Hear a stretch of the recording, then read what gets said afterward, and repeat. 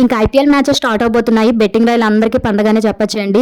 ఉన్నవాడి కంటే కూడా మధ్యతరగతి కుటుంబం వాళ్ళు లేని వాళ్ళు ఎక్కువ ఆడుతున్నారంటండి. కొన్ని కోట్లలో జరుగుతాయంటే ఈ బెట్టింగ్స్.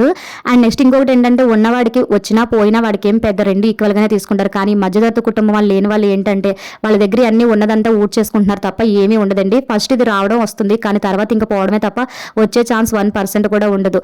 సో ప్రమోట్ చేసే వాళ్ళకి ఎంత తప్పు, ఆడేవాళ్ళు కూడా అంతే పెద్ద తప్పు. ఈ ఆడే వాళ్ళని కనుక్కునే ఆప్షన్ కూడా ఉంటే ప్లీజ్ అండి కనుక్కొని వీళ్ళకి కూడా సరైన పనిష్మెంట్ అనేది ఇవ్వండి. అలాగే ఆన్లైన్ యాప్స్ అన్ని కూడా రిమూవ్ చేసేసేలాగే చూడండి. మాక్సిమం టిక్టాక్ యాప్ ఎలా బ్యాన్ చేస్తారో వాటిని కూడా అలాగే బ్యాన్ చేసేసేయండి. అండ్ ఈ బెట్టింగ్స్ ఆడదాం అనుకునే వాళ్ళకి ఒకటి చెప్తున్నాను, కష్టపడకుండా వచ్చే రూపాయి ఎప్పుడు కూడా మంది కాదండి. ఒళ్ళొంచి కష్టపడండి, ఆ పని ఈ పని అని నామోషి పడకుండా, అంతే తప్ప ఇలాగ బెట్టింగ్ లేసి అడ్డదారులు తొక్కేసి అవినీతిగా సంపాదించేసి అది మీకు తినే ప్రాప్తి ఉండదు, మీ కుటుంబానికి తినే ప్రాప్తి ఉండదు. తర్వాత లాస్ అయిన తర్వాత మీ డెసిషన్ మీరు తీసేసుకుంటారు, కానీ మిమ్మల్ని నమ్ముకుని మీ తల్లిదండ్రులు భార్య బిడ్డలు నడు రోడ్డు మీద పడతారు. సో అలాంటి పొజిషన్ మీరు వాళ్ళకి ఇవ్వకండి. కష్టపడే స్వభావం ఉండాలి, కానీ డబ్బు సంపాదించడానికి అనేక మార్గాలు ఉన్నాయండి. కష్టపడి సంపాదించిన డబ్బు ఎక్కువ కాలం ఉంటుంది, అదే మనకి మధ్య రకం వచ్చిన డబ్బు మధ్యలోనే పోతుంది, పేరు ప్రతిష్టలు కూడా ఉండవు. Be careful brothers.